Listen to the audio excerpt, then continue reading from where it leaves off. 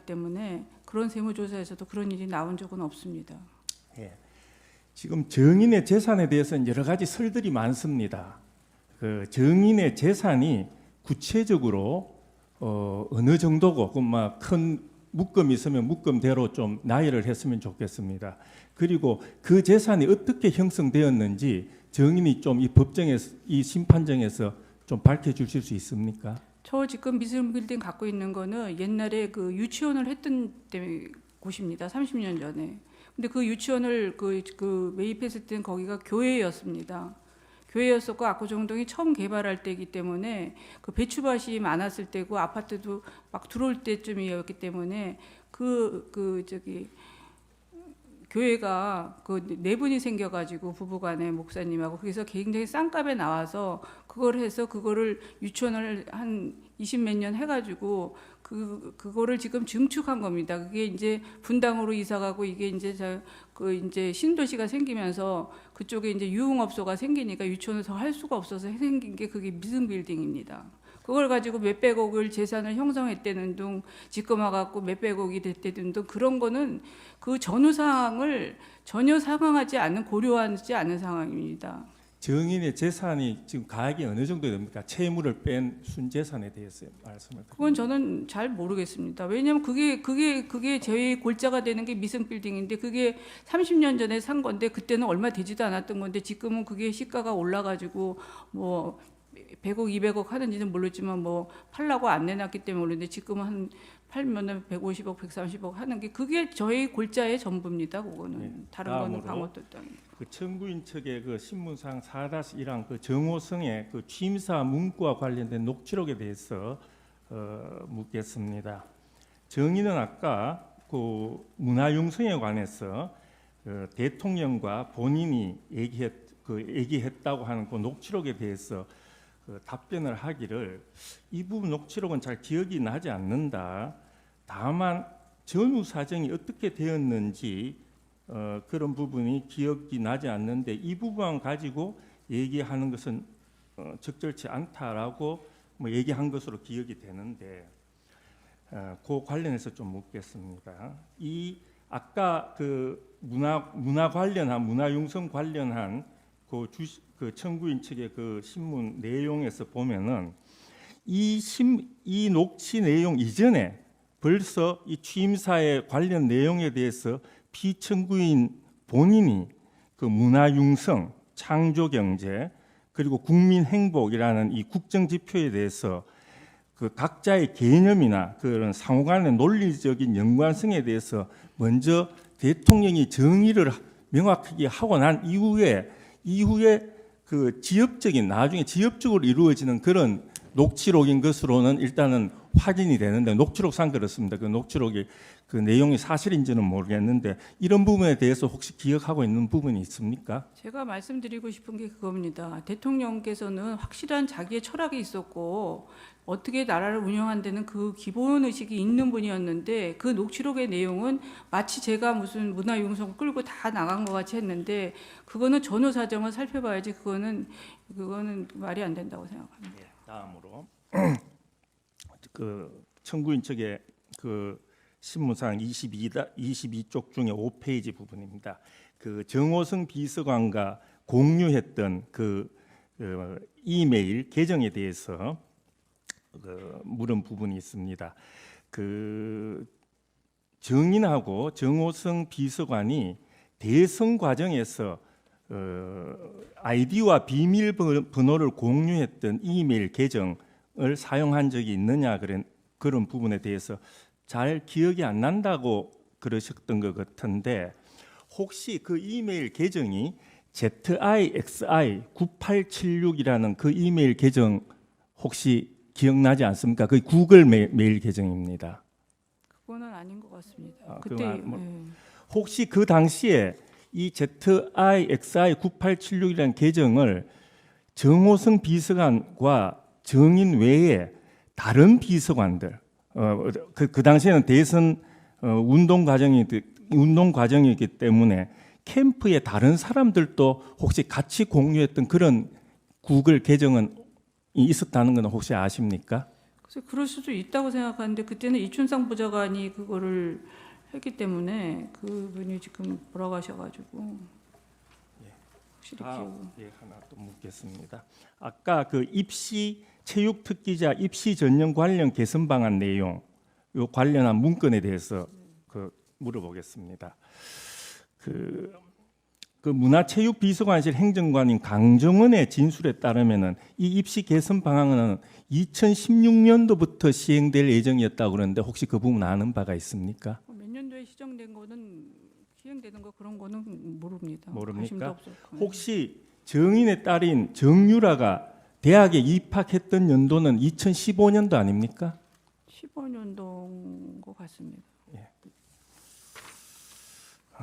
다음으로 피청구인 대통령은 저번 2016년 10월 25일 대국민 사과를 하면서 최서원 씨는 과거 제가 어려움을 겪을 때 도와준 인연이 있다라는 표현을 한 바가 있는데 실제로 이와 관련해서 어떤 도움을 줬는지 좀 정인이 얘기해 줄 수 있습니까?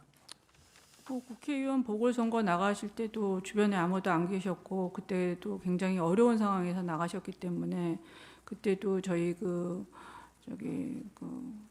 유연이 아빠가 좀 도와주시고 그렇게 했고 또 전두환 시절에 그때 많이 핍박을 많이 받으셨는데 그때 굉장히 마음을 힘들게 가지셔서 거의 가택에서 계셨기 때문에 그때 많은 위로를 좀 편지로나 뭐 이런 걸 많이 해드린 적이 있습니다.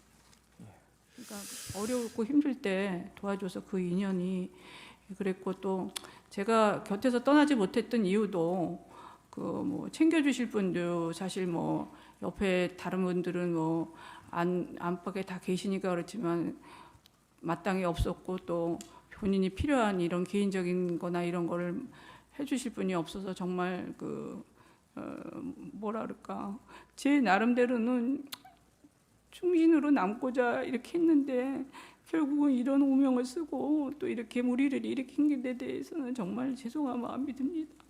네.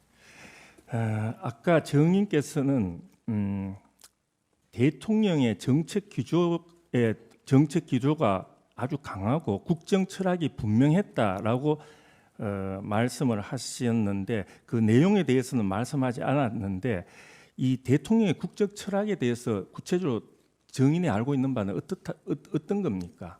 어떻게 해서든지 국민들을 잘 살게 하고 싶어 했고 또 나라를 선진방국에 올리고 외교적으로 막 강하게 하고 싶어 하시는 그런 열망이 굉장히 있으셨던 걸로 알고 있습니다.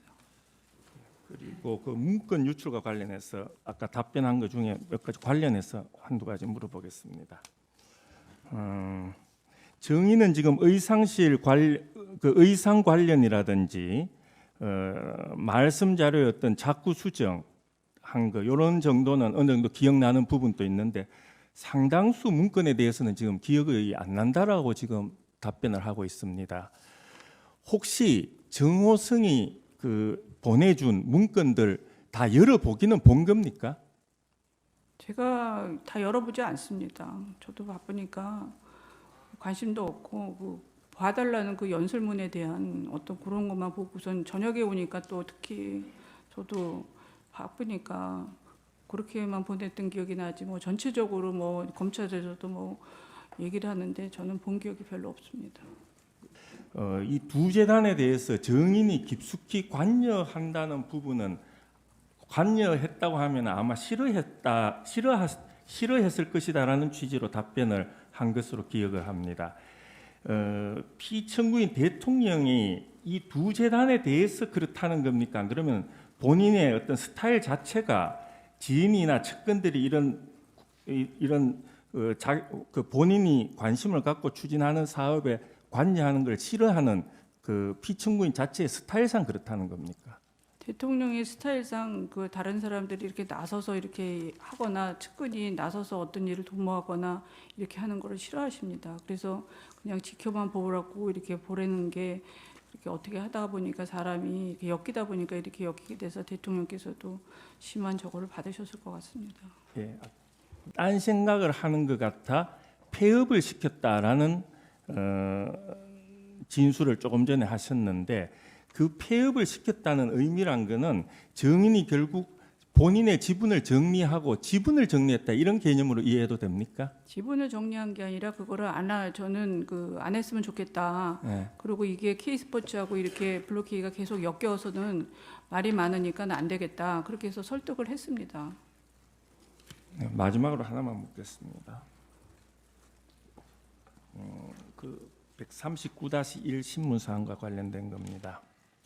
피청구 그 정호성 비서관이 그 대통령으로부터 메시지를 잘 작성하지 못한다는 이유로 여러 번 혼이 났다는 사실을 증인이 알고 있나요? 그렇게 돼서 알고 있다라고 말씀을 하셨는데 혹시 그 정호성 비서관이 그 대통령의 꼼꼼한 업무 스타일 때문에 굉장히 힘들어하고 있다라는 얘기를 하는 걸 들어본 적이 있습니까? 정호성 비서관한테서 네. 들어본 적 있습니까? 네, 말씀 하나하나에도 이렇게 체크를 하고 그냥 넘어가는 스타일이 아니시고 또 보고 하니까 그게 이제 그 남자들이 보는 그 문맥하고 상당히 다른 부분이 이제 좀 있었던 것 같습니다. 특히 그런 어려움은 연설문이나 말씀 자료 연설문이나 말씀 자료의 작성과 관련된 부분에서 그렇다는 건가 하면 전체적으로 그랬다는 겁니까? 작성과 연설문이죠. 예, 이상입니다. 조작했다. 고영태가 조작했다. 이런 말씀도 하셨고 고영태와 그 주변 인물들을 가리켜서 걔네들이라고 지칭하면서 걔네들이 만든 계획을 가지고 뒤집어 씌우려고 한다. 이런 말씀들을 하신 부분과 관련이 됩니다. 그 걔네들이라고 증인이 지칭한 사람들이 구체적으로 이름이 어떻게 되는지요? 고영태, 네. 그다음에 또 유상용, 노승일, 그다음에 김수현 정도라고 생각합니다. 김수현 정도다. 예. 박헌영이요. 박헌영하고 거기에 박원호는 포함 안 됩니까? 박원호 씨는 나중에 지금 그 얘기를 하고 있는 것 같습니다. 예, 그러고요. 그 이 수사 기록에 한 번도 나오지 않은 것 같은데 증인께서 두세 번 언급하신 사람 중에 이진동이라는 사람이 나옵니다. 네. 이진동이라는 분이 어느 신문사 기자를 말씀하시는 건가요? 조선일보. TV조선 정치부장 전 정치부장을 TV조선인지 말하는 거예요? 조선이라고 들었습니다. 예, 그 이상은 더 그분에 대해서 더 아시는 게 없습니까? 그 TV조선 기자라는 거 이외에는 아시는 게 없습니까? 김수현 씨가 누구지? 네. 그 이진동 기자인가 그 뭐 정계 진출하려고 그럴 때 아마 그 정책을 도와줬던 이반자라든가 뭐 그랬던 것 같습니다. 예. 그분이 이진동이라는 그분께서 그 정치 국회의원 출마했다 이런 건 모르십니까? 그거를 도와줬던 사람이 김수현이라고 아까 그 이름 예. 중에 한 사람이었는데 그 예, 걔네들이 굉장히 친했던 것 같습니다. 다. 네. 그리고요, 그분이 그 어느 지역에 출마했다가 어떤 결과를 가져왔는지 그거 아세요? 그거는 모르겠고요. 전 관심이 없어서 예. 나중에 제가 이제 이거를 쭉 이제 스타디를 하다 보니까 그렇게 얘네들이 계획적으로 꾸몄구나 하는 생각이 드는 게 나중에 안 됐다고는 들었습니다. 이게. 예, 그래서 예, 예. 계속 뭐 CCTV 찍은 거를 고영태 씨가 갖다 주고 그랬는데 자료가 모자르다 뭐 이렇게 했다고 막 그런 얘기는 제가 간혹 들었습니다. 예, 그때가 아까 증인이 증언할 때 보면 2014년도부터 고영태가 이진동이라는 분과 그 어떤 자료를 주고받고 한 것으로 말씀하셨단 말이에요. 그랬던 것 같습니다. 그래서 그 예상인가 그 주식회사 그 유상용 씨가 누가 대표로 있는지 모르지만 그쪽에서 측근 지원을 하면서 계속 그걸 유지를 하면서 저를 견제하고 저를 결국 이런 식으로 몰고 가기 위해서 그렇게 했던 거라고 지금 생각합니다. 예, 그 다음 질문으로 넘어가겠습니다. 태블릿 PC가 지금 한 개는 고영태 씨가 검찰에 제출했다는 거 한 개가 있고 JTBC가 또 검찰에 제출했다는 게 한 개가 있고 지금 특검이 또 가지고 있는 게 한 개가 있고 이 세 개가 있는 다 증인의 것이라고 하는데 증인 태블릿 PC를 3개를 사용한 일이 있나요? 저는 태블릿 PC를 사용할 줄은 모르고 사용하지도 그렇게 제가 한 적도 없는데 처음에 거는 검찰에서 저기 보여달라 했는데 안 보여준 거고 두 번째 건 JTBC에서 누가 갖다 줬는지 그거는 제가 알기로는 고영태 씨가 갖다 줬다는 뭐 이진동 기자가 갖다 줬다는 그런 얘기가 있는데 그게 모르겠고요. 그게 처음에는 독일에서 발견됐다가 또 우리 집 밑에서 발견됐다가 또 말을 계속 JTBC에서 바꾸고 있지 않습니까? 그 내용의 실체는 저는 모르겠고 그다음에 세 번째 제가 그 청문회 때 그 노승일 씨가 얘기하는 걸 들었는데 제가 더블루키를 옮기면서 그쪽에다가 두고 가라 그랬다고 제가 제 발등을 찍었다고 고영태 씨의 책상에 두고 가라 그랬는데 저는 그렇게 얘기한 적도 없고 거기서 태블릿 PC를 본 적도 없습니다. 그리고 지금 그 장시호가 그 조카가 갖다 줬다고 그러는 거를 지금 자신 있게 내놓은 저기 검찰에서 특검에서 내놓은 거는 제가 보기엔 강요에 의해서 걔가 그 태블릿 PC를 지껏 쓰던 거를 내놨지 저는 제 태블릿 PC를 제 이름으로 사용한 적이 없습니다. 그거는 뭐 L자에다가 제 이름으로 제가 했대는데 제 이름으로 제가 개설할지도 모르고 개설한 적도 없는데 그렇게 자신 있게 내놓은 거 보면은 모르겠습니다. 제 검찰에서 조카하고 지금 이모 사이에도 이런 강압적인 수사를 하는 거에 대해서 정말 너무 강압적인 수사를 해서 제가 특검에 정말 가면은 정말 자살할 것 같아서 갈 수가 없습니다. 너무 폭행적이고 언어적이해서. 다음 질문하겠습니다. 정호성 비서관으로부터 이제 여러 가지 뭐 메일이라든지 뭐 문자라든지 이렇게 받은 게 아까 말씀하셨는데요. 그 정호성 비서관이 증인에게 보낸 그 여러 가지 문건들이나 자료를 그 증인이 일일이 다 열어보지 않는 사이에 증인의 데스크탑 PC라든지 이런 것을 증인의 직원들이나 고영태나 기타 주변 인물들이 그걸 열어보고 보유하고 이렇게 자료를 같이 이렇게 보고 이럴 수 있는 가능성이 얼마든지 그 사무실에서 있었던 것으로 생각이 되는데 모르십니까? 있다고 보여집니다. 그리고 그 폐업하기 한 달 전에 저기 블루케이에 와가지고 그 유상용이가 와서 그런 일을 하지 않았나 생각이 듭니다. 예, 그리고 그 고영태 씨가 그 가방을 디자인하거나 제작한 사람이 아니었다고 아까 말씀하셨죠? 네. 그러면 대통령에게 피청구인 대통령에게 지금 가방이 뭐 납품이라고 할까요? 뭐 전달이 된 것을 고영태가 제작한 것으로 다들 국민들이 알고 있는데 그게 아니란 말인가요? 그 제작 회사를 따로 갖고 있었던 건 아닙니다. 그 회사는 망하지 않았습니까? 그러면 그 가방들은 그러면 어디서 난 걸 청와대로 가져간 겁니까? 모르겠습니다. 뭐 지인들이 하는 거기에서 뭐 공장에서 만들어 오거나 뭐 그런 걸 그랬던 것 같습니다. 예, 그러시고요. 아까 그 증언 도중에 미르라는 회사가 설립된 이후에 자기네들끼리 문제가 발생한 것 같다. 그래서 싸움이 일어난 것 같다. 그런데 그 자기네들끼리라는 게 누구며? 미르요? 예, 미르라는 그 회사가 설립된 이후에 자기네들끼리 문제가 발생해가지고 싸움이 일어난 것 같다. 그 미르 재단이 그렇게 아까 증언을 하셨단 말이죠. 그 자기네들이라는 게 누구고 어떤 문제가 있었던 것으로 말씀하시는 그거는 이성한 사무총장이 차은택 씨가 소개를 했는데 그 김성현 씨하고 이렇게 세 명이 친했던 것 같은데 그것도 고소고발이 들어간 걸로 알고 있는데 그 이성원 씨가 문제가 있었다고 그래가지고 수산물 시장인가 거기하고 뭐 몇 개 비즈니스 했는데 자기네들끼리 안 돼가지고 이 마찰이 있어가지고 서로 굉장히 시끄러워갖고 그때부터 무슨 녹음을 해갖고 다니면서 그거를 걔네들 그 관계들이 막 복잡해지고 시끄러워지고 막 그래서 이게 계기가 불화가 된 것 같습니다. 예, 그러시고요. 2014년 이후에 누군가가 뭐 최순실 게이트를 만들겠다고 증인에게 협박을 하고 우격다짐을 했다 그러는데 그 사람이 누군가요? 고영태입니다. 고영태입니까? 예. 그리고 아까 말씀하시면서 증언하시면서 걔네들 기획에서 뒤집어 씌운다 그러는데 그 걔네들이 정현식과 박헌영 이외에 또 누구라는 얘기를 아까 하려다가 못했습니까? 아니 K스포츠단은 K스포츠단이 움직이는 그 사업 계획이 있는 건데 그거를 전부 블루케이에서 무슨 제가 이제 지시를 해가지고 이익을 창출하는 것 같이 갑자기 지금 제가 독일을 갔다 오니까는 검찰에서 그런 식으로 전부 얘기를 했더라고요. 검찰에서 무슨 어떤 수사 방향을 갖고 있는지 모르지만 그래서 제가 너무 놀래가지고 그런 거가 아니었나 생각이 드는 거죠. 예, 그리고 검찰에서 아까 증언하셨대요. 검사가 검사인지 뭐 정확하게는 말씀 안 하셨지만 검찰 측에서 이야기하기를 돈을 안 먹어서 그나마 다행이다라고 하면서 금전적 이익을 얻었던 것은 검찰에서도 없다고 했다 이렇게 말씀을 하셨단 말입니다. 네.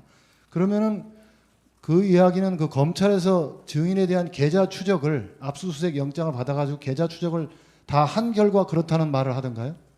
그렇게 다 한 거겠죠. 돈을 제가 한 번도 먹은 적이 없는데 이게 어떻게 해서 제가 이렇게 뭐 수십억을 먹고 무슨 이렇게 이렇게 이익을 보는 것 같이 이렇게 구조가 돼 있느냐 이건 말이 안 된다 그랬더니 그거 돈을 안 먹어서 다행인 줄 아십시오 그랬더라고요. 예, 그러시고요. 마지막 예. 이제 조금만 더 묻겠습니다. 그 이성한이라는 사람으로부터 5억 원을 내놓으라는 그런 공갈 협박을 받았다고 했는데요. 그 부분도 검찰에서 진술을 증인께서 했습니까? 이렇게 협박받은 사실이 있다. 네, 했습니다. 그래서 그런- 왜 그런 사람들은 조사를 안 하고 저희들만 하느냐 그랬더니 뭐 거기서는 뭐 검찰에서 자기네들 원하는 방향대로 다 얘기를 하니까 그 사람들은 굳이 지금 조사할 필요가 없다고 생각하는 것 같습니다. 아, 예. 그리고 그 마지막 질문인데요. 그 피청구인 대통령께서 2006년도인지 뭐 8년도인지 저도 잘 2010년도 같은데요. 그 지방선거 때 이 어떤 연설장에서 괴한으로부터 이 칼에 얼굴을 맞아가지고 그 입원한 적이 있었죠. 네. 그때 그 증인께서 간호를 해드렸습니까? 아니요. 거기는 뭐 3중 2중으로 쌓여서 들어가고 싶어도 들어갈 수가 없었습니다. 예, 근데 그런 얘기가 왜 나왔는지 모르겠어요. 예. 이상입니다. 2014년도에 그 뭐 게이트를 만들겠다 이렇게 협박을 당하셨다고 했는데 뭐 어떤 연유로 인해서 누구로부터 그렇게 협박을 받은 겁니까?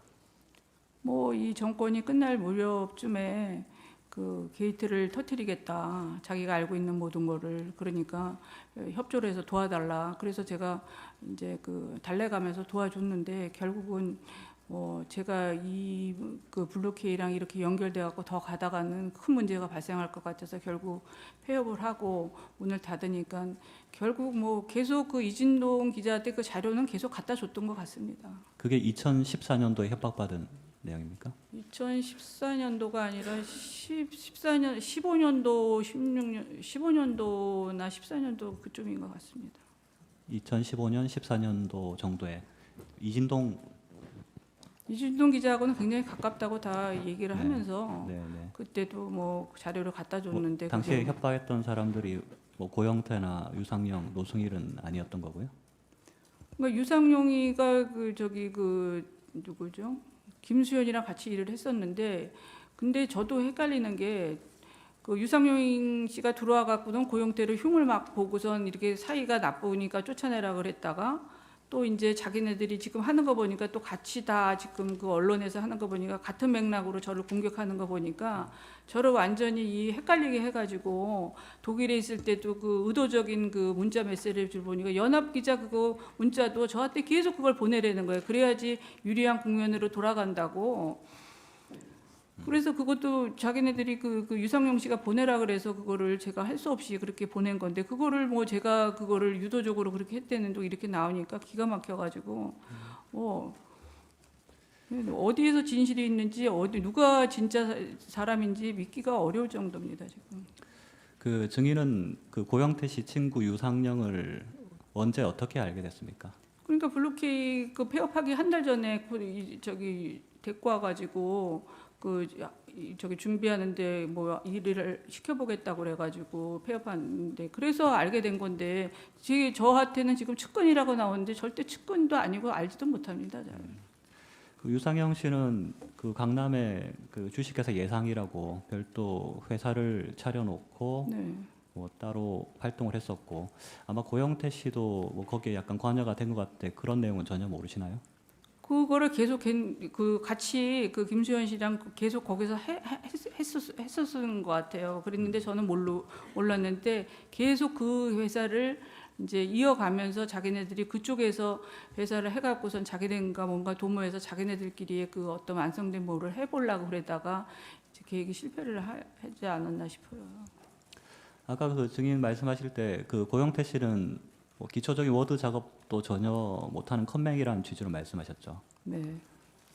그러면 이제 그 고영태 씨가 뭐 문서 작업을 한다든지 뭐 기타 컴퓨터를 다룬다든지 했을 때는 아마 친구인 유상영 통해서 많이 그런 걸 했을 것 같은데 혹시 그런 걸 유상영이나- 보거나 들은 적 있습니까? 유상용 씨가 거의 다 그거 해갖고 왔고 그 뭐 인투리스인가 뭐도 말도 안 되는 그 계획서를 그 저 검찰에 제출한 사람도 그 사람입니다. 아, 인투리스도 유상영 씨가 제출했고 뭐 문서라든지 기타 뭐 이메일 관리라든지 이런 것도 유상영 씨하고 유상용 씨하고 그 김수현 씨가 다 도와줘가지고 그 옆에 저기 블루케이 바로 옆에 사무실에 있었더라고요. 저는 그거를 뒤늦게 알았거든요. 그 블루케이랑 그 예상이랑 얼마나 떨어져 있나요?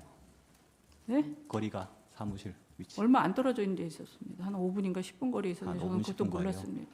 아, 그러니까는 그 블루케이 K스포츠를 자기네들이 오히려 이용을 해가지고 거기에 자기 사람들을 심어갖고 자기네들이 원하는 그 체육 사업을 하고 싶었던 것 같습니다.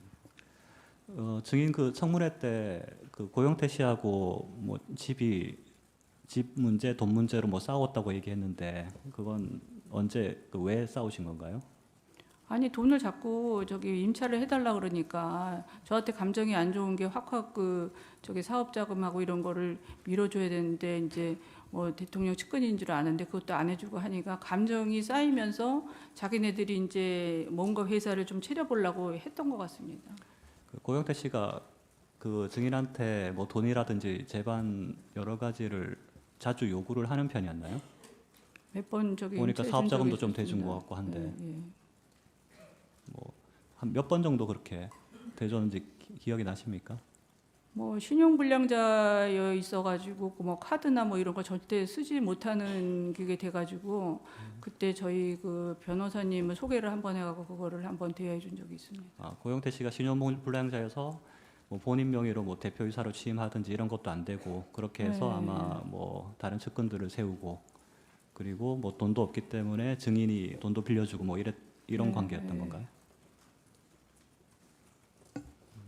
네, 이상입니다. 제가 하나만 한 가지만 좀 죄송합니다. 서석구 변호사입니다. 그 증인이 아까 증언하면서 강압 수사를 받았다, 모욕적인 조사를 받았다, 폭언을 받았다 이런 것과 관련해서 제가 보충 신문을 간략하게 하겠습니다. 그 사항은 지금 우리 이 증언하고 지금 관계가 없는 상황 아니에요? 이 증인의 그동안 그거는 지금 충분히 이 신문 과정에서 지금 그런 부분이 왜냐하면 제 논의가 생각에는 됐잖아요. 폭언이라든가 모욕, 구체적으로 어떤 폭언을 들었고 어떤 모욕을 그럼 아주 간략하게 한번 질문하세요. 예, 예. 증인은 아까 증언을 하시면서 유럽에서 돌아온 그 다음 날 조사를 받았다고 그러셨죠? 네. 그리고 새벽 1시 35분까지 조사를 받아가지고 그 조서를 받을 때는 그 뻗을 지경이었고 그래서 내용을 충분히 그 내용을 검토할 수가 없었다. 서명한 것은 사실이지만 그런 얘기를 했죠. 네. 그리고 증인은 제가 수사 기록을 보니까 원래 신경쇠약을 지병을 갖고 있었다는데 사실입니까? 네. 그리고 극심한 스트레스로서 공황 장애까지 왔다고 이렇게 조서에 기재되어 있는데요. 그게 사실입니까? 계속 약을 먹고 계속 그 병원 진료 기록에도 있습니다. 아, 그렇죠. 네. 이런 상태에서 조사를 받았는데 아까 증인께서 검찰 조사 과정에서 모욕을 받았다, 폭언을 들었다, 강압적인 수사를 했다. 그리고 그래서 이 심야 조사도 받았다 이런 얘기를 했는데 구체적으로 어떤 내용의 모욕을 겪었으며 또 폭언을 들었고 강압 수사를 했다는 것인지 그걸 좀 자세하게 설명해 주시면 해주시. 아니 수사가 자기 원하는 방향대로 안 들어가면은 계속 그 협박과 그 저기를 하고 계속 자료를 저런 거를 들이밀면서 소리를 지르고 강압 수사를 하고 여러 명들이 갑자기 들어와가지고 막 그 강압적으로 그 저기 공포 분위기를 조성하고 공포 이게- 분위기를 조성한다는 게 어떤 이제 바른대로 이걸 보고서 저기 진술을 하라 그러는 건데 저는 아니니까 아니라고 하는데 그 분위기를 이길 수가 없었습니다. 그리고 지금 특검 조사도 똑같습니다. 특검 조사는 상상할 수도 없을 정도의 강압 수사와 지금 폭언과 지금 완전히 이거는 인신 공격도 아니고 그러면 폭언이나 인신 공격을 구체적으로 어떻게 했는지 그걸 좀 그거는 제가 입에 담기 너무 힘듭니다. 입에 담기가 예, 차마 예, 예. 제가 그냥 너무 그날 창피할 정도입니까? 예, 거기서 정말 자살을 해버리려고 그랬는데 옆에서 그 자살할 수도 있는 분위기도 아니고 제가 살고 싶어서 사는 게 아닐 정도로 정말 너무 괴로웠습니다. 그때 현장에 변호인이 입회하지 않았어요? 네? 변호인이 입회하지 않았어요? 변호인이 입회했을 때도 있고 안 했을 때도 있습니다. 그런 변호인이 어느 변호사가 입회했어요? 처음에 조사받을 때? 변호사가 입회 안 했을 때 많이 그런 얘기를 했습니다. 이게 구체적으로 언제입니까? 그 특검에서는 1월 24일이었고요. 아니 특검 말고 지금 검찰에서 지금 독일에서 들어와서 지금 조사받은 날 얘기했잖아요.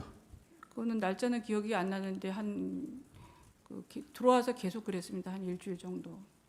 변호사도 없이 조사했어요? 조서에는 대충 지금 변호사 참여한 걸로 돼 있는 것 같은데. 아니 변호사는 끝에 와서 조소를 참여를 하라 그런 적이 많았고 처음에는 질의식으로 막 이런 식으로 물어본다 그래서 참여를 허락 안 한 적이 많습니다. 처음 부분은. 예, 그러면 예. 정장현 변호사입니다. 그 기록을 보면은 K스포츠의 노승일 부장, 박헌영 과장이 더블로 K 와가지고 고영태 일을 많이 도와준 것 같습니다.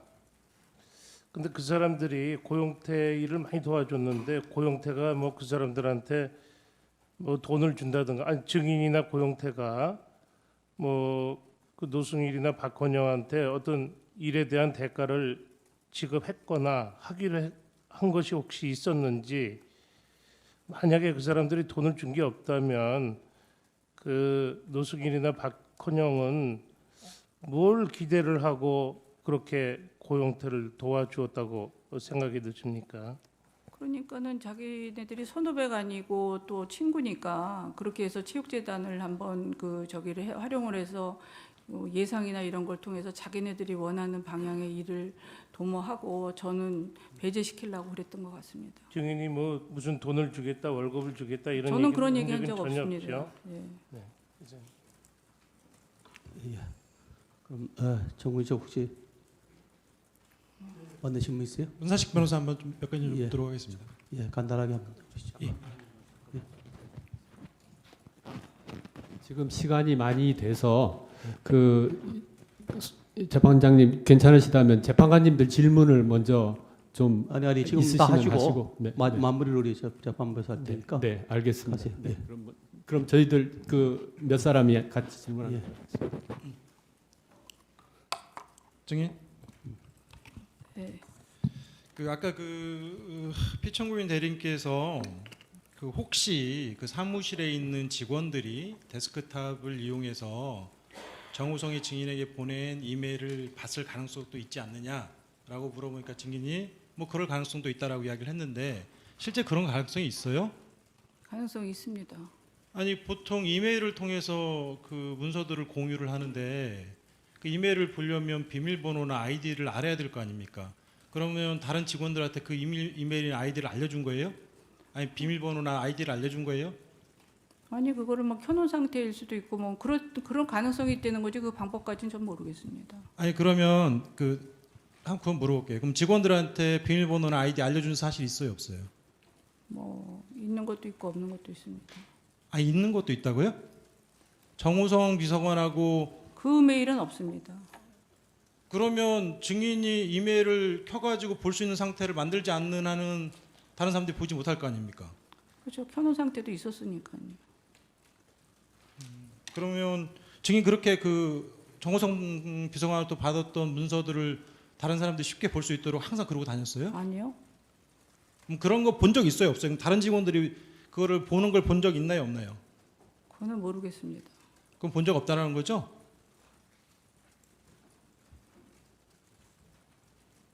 그거는 모르겠다고 얘기하지 않았습니다. 그래요. 알겠습니다.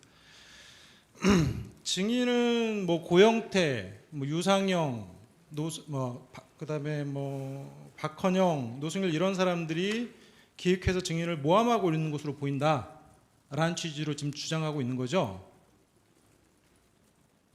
증인 그렇죠? 네. 거기에 정현식 씨도 포함돼요? 아까 그 피청구인 대리인 측에서 정현식 씨도 포함되는 것처럼 물어보는 것에 대해서 답을 해서 아니 저는 포함된다고 얘기는 하지도 않고 그분이 왜 그렇게 갑자기 저한테 그렇게 얘기하는지 모르겠다고 얘기한 것 같습니다. 그러니까 뭐 고영태 씨와 고영태 씨하고 원래 친분이 있던 사람들 외에 정현식 씨는 그 같은 부류의 사람으로 보기는 어려운 거죠? 그거는 잘 모르겠습니다. 지금 저는 누가 어떤 사람인지 판단이 전혀 안 씁니다. 자, 고영태나 이런 사람들이 분명히 대통령인 피청구인과 친한 것으로 알고 있는 증인을 상대로 해서 협박을 했다라는 건데 그 사실 참 믿기가 쉽지 않아요. 대통령이시면 우리나라 최고의 권력자시고 수사기관을 충분히 동원을 할 수 있는 막강한 권력을 가지고 계신 분인데 그런 분하고 가까운 증인을 협박했다? 자, 쉽게 이해가 안 되는데 그거 어떻게 생각하세요? 쉽게 이해가 안 가도 사실입니다. 그래요? 네. 알겠습니다. 그 2014년 내지 2015년경에 고영태 씨가 최순실 게이트 운운하면서 증인에게 도와달라고 했다라는 거죠? 그렇습니다. 그러면 증인에게 그 도와달라고 하면서 사업도 좀 도와달라 하고 좀 돈도 좀 빌려달라 하고 뭐 이런 식의 부탁을 했었나요? 그랬습니다. 구체적으로 그 어떤 식으로 협박하던가요? 한번 좀 이야기 좀 한번 해보세요. 그 얘기는 지금 할 수 없습니다. 왜요? 아니 최순실 게이트 운운하면서 증인을 협박했다라는 건데 그 구체적으로 이야기를 한번 해보세요. 왜냐하면 그 사람들의 그 뒷배경, 동기, 증인에게 불리하게 말을 하는 그 동기가 의심스럽고 아주 불순하다는 거 아닙니까? 그럼 그걸 정확히 말씀을 해주셔야죠. 그거는 그 사람이 그 이메일을 메시지를 보낸 게 있으니까 전화기를 한번 감청해 보시면 아실 겁니다. 여기서 전화기를 어떻게 감청하나요? 증인이 검찰 그거를 측에 얘기를 하면 증인이 협박을 받았기 때문에 가장 잘 생생하게 아실 것 같아요. 아니 제가 게이트를 한다고 얘기하지 않았습니까? 전체적인 기억은 확실히 안 납니다 지금. 그거는 확실히 받은 겁니다. 주인 그러면 그때 당시에 고영태나 뭐 이런 사람들을 공갈이나 협박으로 수사기관에 혹시 고소하거나 수사 의뢰하지 않았나요? 안 왔습니다. 왜 안 했죠? 아까 증인편에 의하면 살살 달래가면서 진행했다라고 이야기를 했어요. 왜 살살 달래죠? 증인이 아무런 이유가 협박당할 아무런 이유가 없는데 왜 살살 달래가면서 일을 진행한 거예요? 그거는 그렇게 얘기하시면 안 될 것 같습니다. 아니 증인의 표현이 약간 아니 살살 달래가 게이트를 만들겠다 그러고 이런 일에 대통령 일이 이렇게 뭐 옷 만드는 것까지 지금 문제가 되니까 그런 문제들을 갖고선 그런 걸 얘기를 하니까 그렇게 된 거죠. 증인 그때 2014년, 2015년도는 현재 일들이 언론에 나오기 전의 상황이에요. 아니 그거는 아니에요. 2015년도 그쪽은 이 언론 상황은 상관없이 그렇게 얘기를 했다니까. 그러니까 왜 증인이 살살 달랬냐고 저는 물어보는 거예요. 아니 살살 달랠 이유가 없는 거잖아요. 만약에 증인이 소위 요즘에 논의되고 있는 언론에 나오고 있는 이 지금 헌법재판소에서 논의되고 있는 이 일들에 대해서 부끄러움이 없다라고 하면 증인이 달랠 이유가 없잖아요. 아니 부끄러움이 없습니다. 그런데 그거를 가지고 문제 삼고 싶지는 않았습니다. 구체적으로 어떤 것들이에요? 그러면 어떤 것들이 외부에 알려지면 좀 문제가 될 거라고 생각했어요. 그거는 말하고 싶지 않습니다. 증인이 그렇게 이야기를 하면 증인의 말을 믿기가 어렵잖아요. 지금 잘 설명해 주셔야 다 이해를 할 거 아닙니까?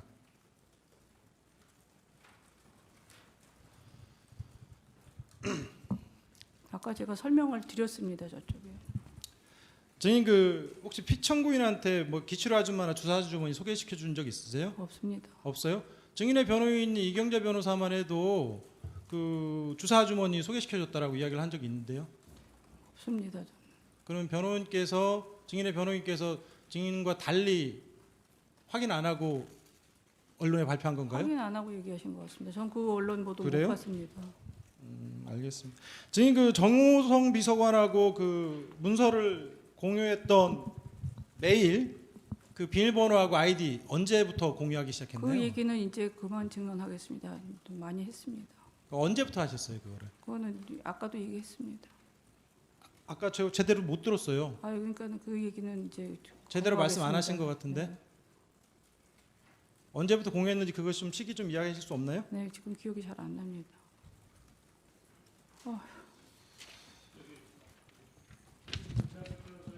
질문하신 거에 관련돼서 한 가지만 좀 물어보겠습니다. 증인, 네.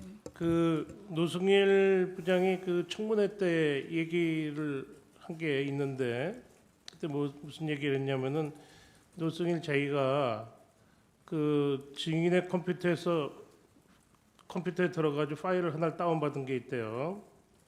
그리고 증인이 노승일의 컴퓨터를 잠깐 쓴 일이 있었는데 그때 증인이 노승일의 컴퓨터에다가 그 파일을 하나 넣어서 그것도 하나 다운받았다. 그래서 여기서 하나 여기서 하나 두 개 파일을 받아서 갖고 있다 이렇게 얘기한 적이 있거든요. 노승일이가 그렇게 증인의 컴퓨터에 가서 다운을 받은 일, 그리고 증인이 노승일의 컴퓨터에 들어가서 작업을 하면서 거기다 파일을 하나 남긴 일이 있었습니까? 그거는 모르겠습니다. 저는 노승일 씨 컴퓨터를 쓴 기억은 별로 없는 것 같아요. 노승일이 거기에 대해서 자기가 처벌까지 받겠다 이렇게 각오를 했는데 증인은 그런 얘기 들어본 적 없습니까? 네. 그리고 지금 그 협박을 그거는 잘 모르겠습니다. 저희도 묻고 나서 좀 나중에 좀 하셨으면 좋겠는데 순서가 있으니까요. 아니 증인 저기 우리 문 변호사님 말씀하신 거에 대해서 내가 지금 다시 정 변호사님, 지금 논점에서 벗어나는 지금 질문을 하고 계시는데 지금 아니. 한참 신문하다가 지금 중단을 시켜놓고 하고 계시거든요. 파일을 안 그러니까 받았다고 이제- 얘기를 아니, 됐어요. 그런 충분히 지금 논의가 됐으니까 계속 빨리 마무리를 하세요. 네, 예? 알겠습니다. 자, 증인 그 미르재단과 관련해서 아까 그 증언하실 때 이성환하고 차은택 씨가 문제가 있었다라는 식으로 이야기를 하셨는데 그 실제 뭐 어떤 문제가 있었나요?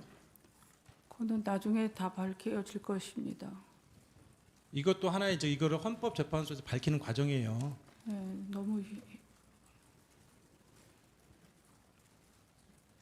그거 정확히 지금 무슨 문제였던지 좀 말씀하시기 어려운가요? 네. 지금 그 문제를 대통령께 보고는 안 드렸는데 대통령께서 이미 알고 있었던 것으로 생각한다라고 이야기를 하셨거든요. 그것도 맞나요? 모르겠습니다. 그렇게 얘기했는지. 알겠습니다. 마지막으로 하나만 또 묻도록 하겠습니다.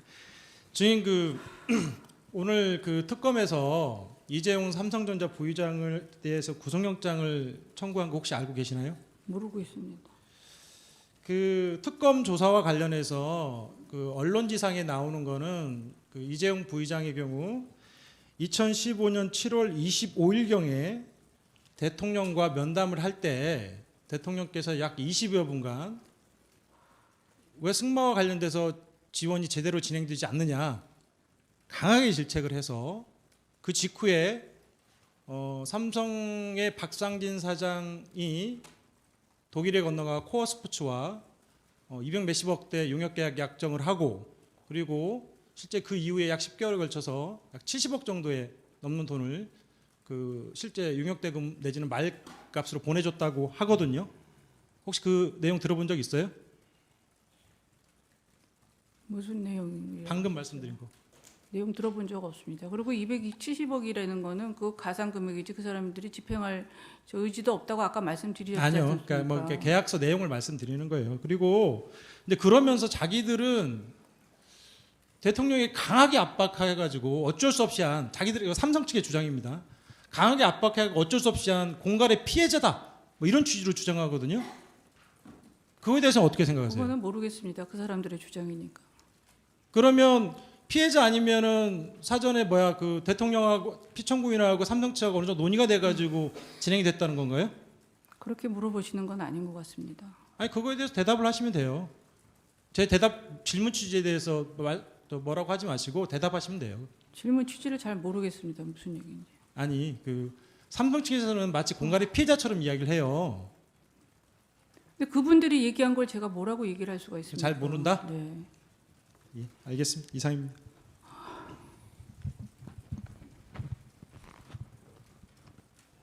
예, 최규진 변호사 한 세 가지만 질문하도록 하겠습니다. 증인 아까 자꾸 엮였다는 말씀을 많이 하시던데 제가 어디서 들어봤나 했더니 우리 대통령께서 연초 기자회견 하실 때도 그런 말씀을 쓰신 것 같아서 또 혹시 뭐 교감을 했나 잠깐 의심했는데 그거는 뭐 아닐 거라고 믿고 증인 저기 검찰 수사 받을 때 폭행 뭐 협박 이런 뭐 입에 담을 수도 없는 말을 많이 들었다고 했는데 저희가 그 증인이 검찰 수사에서 진술했던 내용들 오늘 증언했던 내용들 열심히 듣고 읽었는데 거의 다르지는 않거든요. 그 저기 옆 앞에 계신 저기 이 자리도 그렇게 무섭고 수치스럽고 그런가요?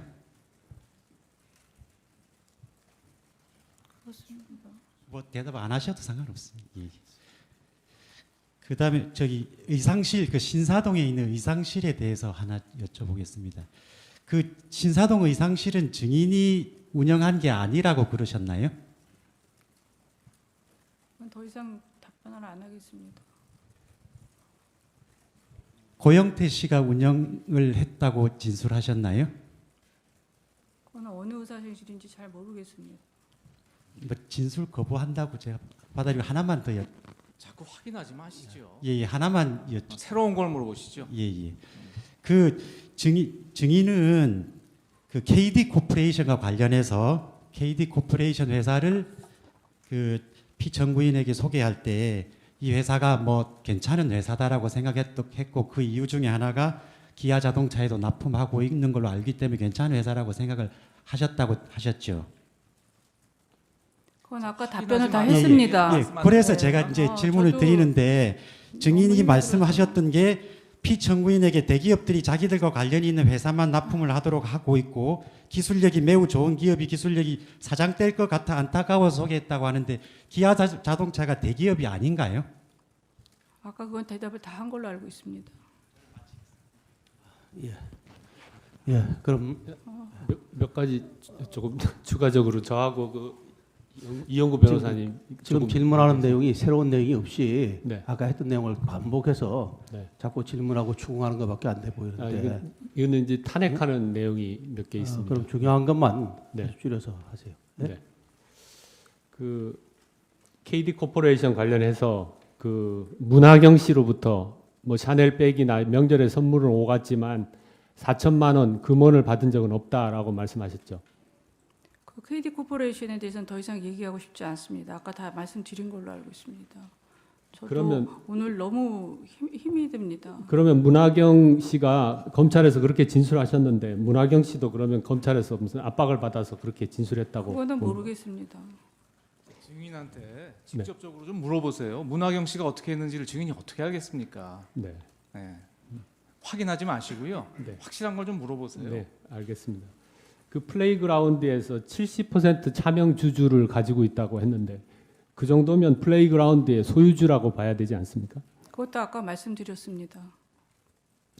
그리고 WK에서 폐업을 시켰다라고 하고 또 피청구인 쪽 그 대리인에서 설득을 했다라고 하는데 폐업을 시켰다라고 하면 그것은 보통 그 WK의 소유주가 할 수 있는 말 아닙니까? 그것도 아까 다 말씀드린 겁니다. 그 증인은 그 민간인으로서 미르재단이나 K스포츠 재단에 깊이 관여하지 않았다라고 하는데 지금 증인의 말이 한 것만 봐도 피청구인이 재단에 대해서 살펴보라고 얘기를 했다라고 하고 차은택 본인이 증인에게 문학의 인사를 추천을 했다라고 하고 그다음에 김필승, 정동춘의 이력서를 정호성에게 전달했고 그리고 임원진의 명단도 정동춘 등 정호성에게 전달했다라고 한다면 이것은 깊이 관여한 거라고 봐야 되지 않습니까? 저는 그렇게 생각하지 않습니다. 회사는 어떤 회사나 어떤 기업이나 운영체가 문제고 또 사업 계획이 문제고 진행하고 예산 편성하고 하는 묻는 거는 부분이니까. 굉장히 부적절한 것 같습니다. 그건 나중에 변호인이 무슨 주장하실 것이지 네, 증인한테 네. 물을 내용이 아닌데요. 그 마지막 이 변호사님이 똑같은 내용을 질문하시면 질문 기회는 안 드려야 될 것 같습니다. 네. 사실관계를 물어보십시오. 네, 마지막 하나만 물어보겠습니다. 그 경제적 공동체와 그 관련해서 증인은 이제 재산이 그 유치원 운영하던 그 재산이 기본적인 재산이다라고 했는데 그 증인의 그 피청구인이 원래 그 피청구인의 재산이 증인의 아버지이신 그 최태민 씨한테 그 피청구인의 재산의 상당 부분이 들어갔고 그것이 증인의 본인이나 증인 그 가족들한테 상속이 되었다면 거기서부터 이미 그 피청구인과 재산의 그 어떤 공동체 관계가 있다고 봐야 되지 않겠습니까? 그거는 상상입니다. 돌아가신 지 35년이나 된 일을 지금 가지고 저한테 얘기하는 건 무리라고 생각합니다. 저도 노력할 만큼 노력하고 30년 동안 교육 사업에 헌신을 다한 사람입니다. 이용구 변호사입니다. 두 가지만 사실관계, 새로운 사실관계입니다. 이제 저기 변론을 그만하고 싶습니다. 조금만 이제 마무리 단계니까 힘듭니다. 네. 뭐 하세요. 똑같은 아주 질문을 줄여서 계속 하시니까. 사실관계만 명확하게 사실관계만 대해서만 질문하세요. 증인 대구의 보광직물 아십니까? 모릅니다. 차순자 씨 모르세요? 모릅니다. 대구의 시의원 하시는 분인데 모르세요? 모릅니다. 이 보광직물의 차순자 씨도 경제사절단으로 10여 차례 다녀왔는데 아십니까? 그걸 제가 어떻게 합니까? 모르십니까? 네. 다음 질문입니다.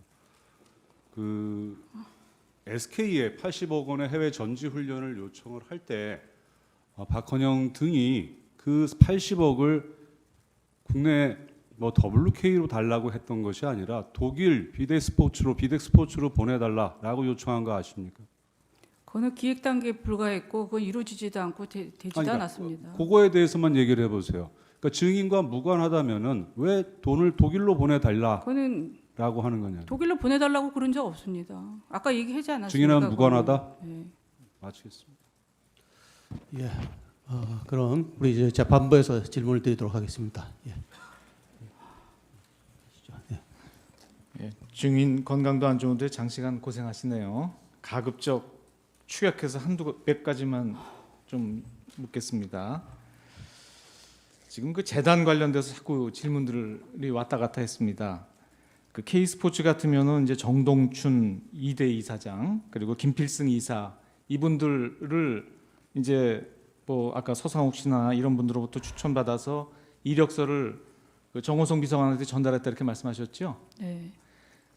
증인 말고 이분들을 또 정호성 비서관이나 청와대 쪽에 추천한 다른 사람이 혹시 있습니까? 지금 생각이 안 납니다. 생각은 안 그 정도. 드시고요. 그리고 지금 아까 얘기했던 증인을 그 말하자면 그 뭐라고 해야 되나요?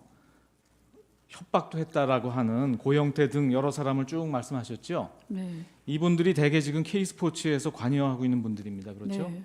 이분들은 일제히 그 K스포츠 관련된 사업 계획 같은 거는 모두 증인으로부터 지시받았다라고 하는데 이런 것도 사실이 아니라는 취지신 거죠? 네, 그거는 제가 그 아까도 말씀드렸지만 가이드라이너나 뭐 이런 거는 기초적인 지식이 없기 때문에 자기네들이 만들어서 한 겁니다. 정현식 씨도 그 증인이 지시 따라서 일했다 그러는데 이 부분도 사실이 아니라고 봐야 되겠네요. 정현식 씨도 왜 그렇게 얘기를 하는지 모르겠습니다. 잘 일단은 모르겠다. 예. 그다음에 그 K스포츠 부장으로 있는 강삼인이란 부장이 있습니다. 네. 이분 혹시 아세요? 저는 그 사람은 잘 모르고 그 저기 뭐지? 그분은 잘 모른다. 예. 그 사람 친구인 줄 알고 있습니다. 누구죠? 예.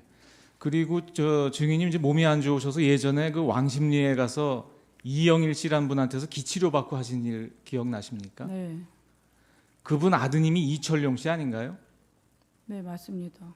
그 이철용 씨도 근데 그 저 증인으로부터 지시를 받고 이 K스포츠 일을 했다고 하거든요.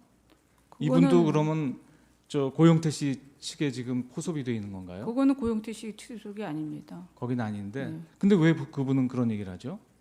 그 아마 아버님이 그렇게 한 거로 그렇게 한 걸 얘기를 한 것 같습니다. 아버님이.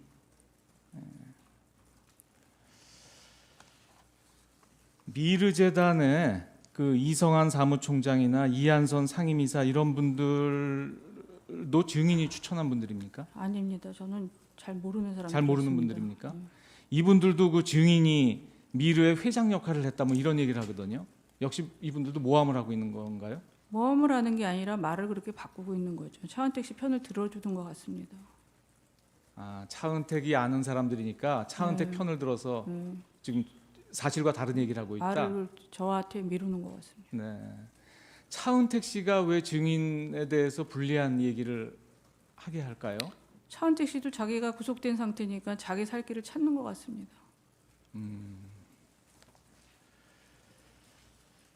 그리고 요거 한 두 가지만 더 확인해 보겠습니다. 그 아까 여기 피청구인이라고 하면 이제 대통령을 지칭하는 게 지금 여기서 피청구인이 되겠습니다. 아까 나왔습니다만 피청구인께서 이제 잘 아는 지인인 증인으로부터 연설문이나 홍보 관련 일에 대해서 도움을 받은 일이 있다 이렇게 말씀하셨습니다. 연설문은 언제까지 좀 도움을 주셨나요? 아까 뭐 여성적인 그런 표현 이런 거를 좀 도움을 주셨다고 하는데 언제까지 도움 주셨는지 기억하십니까? 글쎄 뭐 기억은 잘 안 나는데 따님이 대학 들어간 이후에도 좀 그때는 안 했던 것 안 같습니다. 했던 것 그때는 너무 시끄러워가지고. 홍보 관련 일을 도움을 받았다는데 어떤 일인가요? 홍보 관련 일이란 거는 홍보 관련 일은 별로 제가 한 게 없는데. 한 건 없는 것 같다.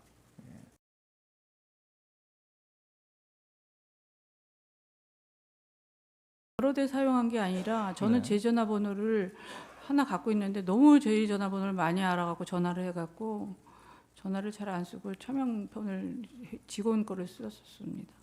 증인이 그 관련된 사람 그 예를 들면 K스포츠 직원이나 이런 직원들한테도 차명폰을 써라라고 얘기했다는 얘기가 있는데 저는 그렇게 얘기한 적 그렇게 없습니다. 한 적은 없고요.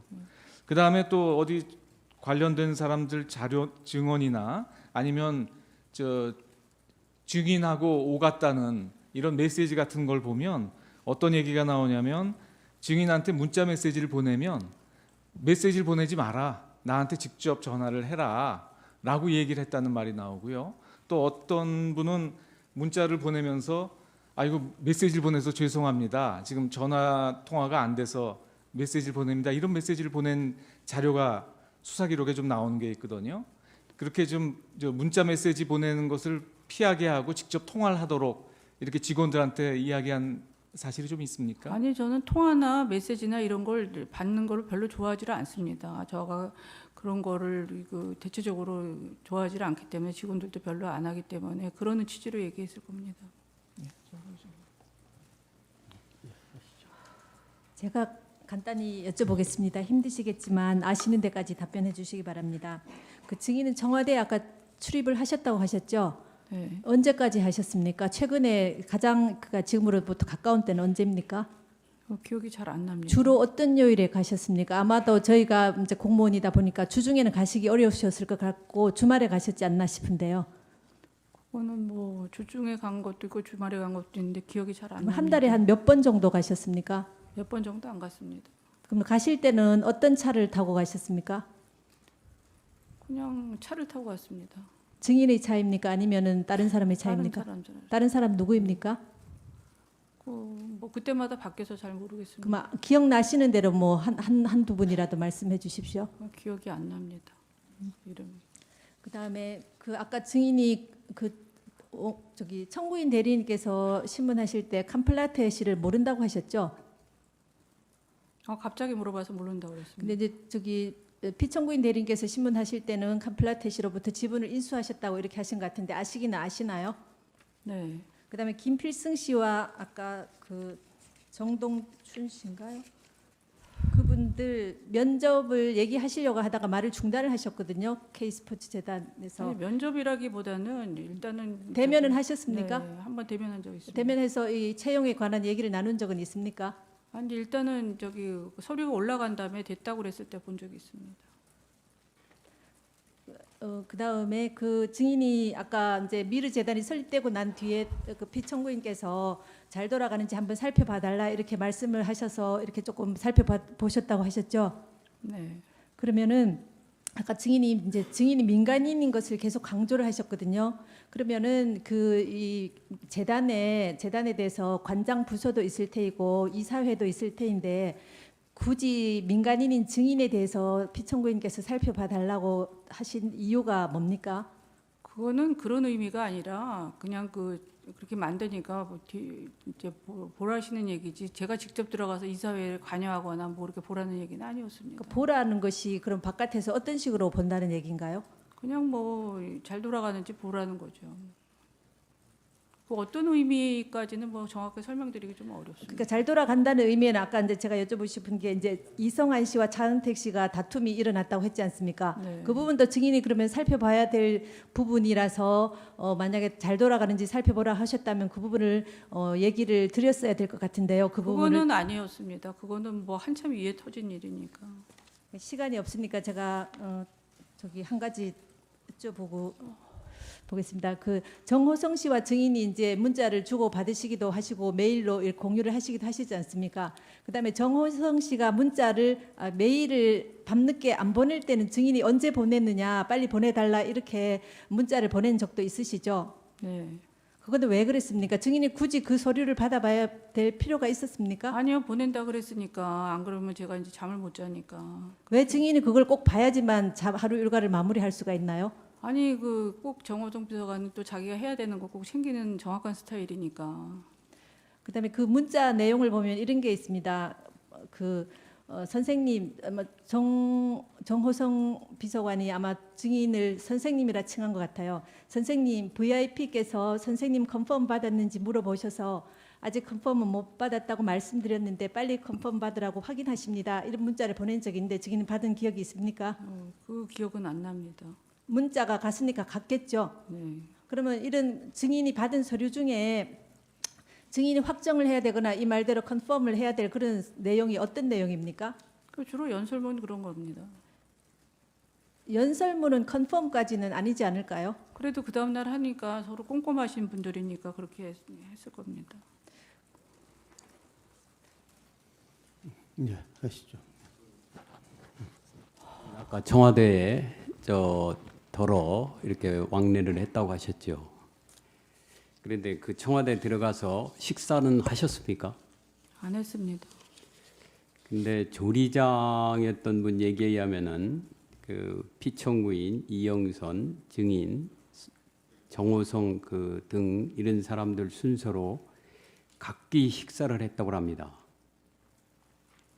근데 그 조리장은 저는 만나본 적도 없고 만난 적도 없고 저는 그쪽에서 뭐 들어가면 빨리 나오려고 그랬지 밥을 먹고 그렇게 뭐 긴 시간 있으려고 그러질 않았습니다. 그 조리장이 어떤 의도에서 어떻게 얘기했는지 모르겠지만 저는 한 번도 본 적이 조리장 없습니다. 얘기를 들으면은 각기 식사한 걸로 보면은 오히려 그 증인이 얘기하는 거랑 많이 부합하는 측면도 있는데요. 저는 모르겠습니다. 예, 그분이 그러면은 그런 얘기를 했는지. 그 증인은 피청구인에게 어떤 존재라고 생각을 하십니까? 네? 그 이 사건에서 굉장히 중요한 요소 중에 하나가 증인과 그 피청구인인 대통령과의 관계일 수가 있을 것 같습니다. 그 두 분 그러니까 증인이 피청구인에게 어떤 존재라고 생각을 합니까? 증인 스스로의 생각에. 글쎄 그거는 제가 판단하기 어렵고 저는 대통령을 모시는 사람으로 생각합니다. 제가 한때는 젊은 대학 시절에는 한장 존경했고 그래서 또 많이 좋아했고 그랬기 때문에 오늘날까지 옆에서 있었다고 생각합니다. 그 미르 재단하고 K스포츠 재단 관련해서 하나 묻겠습니다. 이것이 공적 재단 성격을 가지고 있죠. 네. 그렇다고 한다면은 다른 정권에서도 뭐 이런 게 있는데 대개 그 준비위원회 같은 좀 공조직 비슷한 걸 만들어 가지고서 추진했던 걸로 알고 있습니다. 그런데 이 미르재단이나 K스포츠와 관련해서는 이런 어떤 추진위원회나 이런 게 만들어진 사실이 있습니까? 그건 잘 모르겠습니다.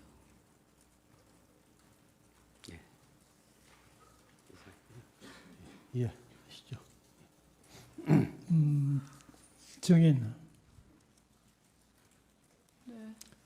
8시간 이상 증언하느라고 고생 많으신데요. 한 가지만 물어보겠습니다.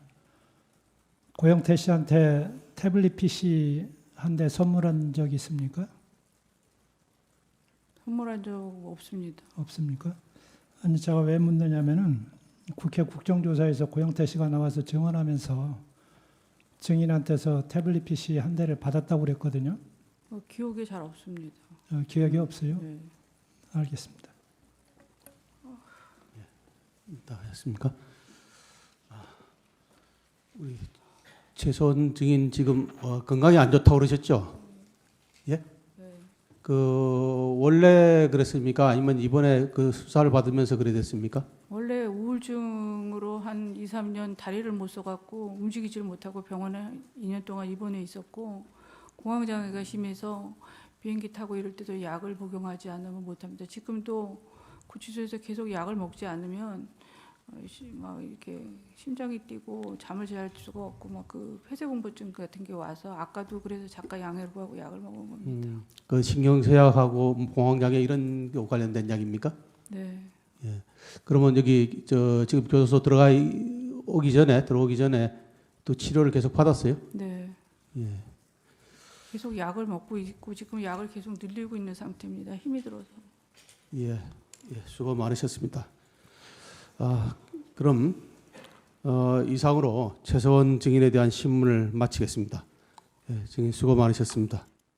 돌아가셔도 좋습니다.